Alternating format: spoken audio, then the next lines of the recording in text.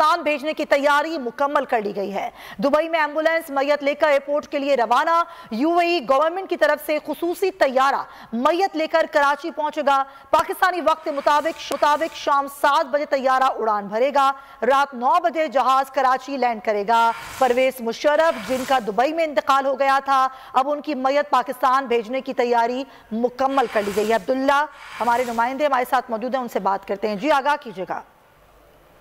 जी बिल्कुल, साबिक़ सदर परवेज मुशर्रफ की मैयत को यहाँ पे एयरपोर्ट के लिए रवाना कर दिया गया है। कुछ ही देर के बाद वो दुबई के एयरपोर्ट पे पहुंच जाएंगे और वहाँ से जो यूएई गवर्नमेंट की तरफ से खुसूसी त्यारा भेजा जा रहा है, उसके जरिए पाकिस्तानी वक्त के मुताबिक 7 बजे त्यारा जो है वो यहाँ से उड़ान भरेगा और 2 घंटे के बाद जो है वो कराची में पहुंचेगा।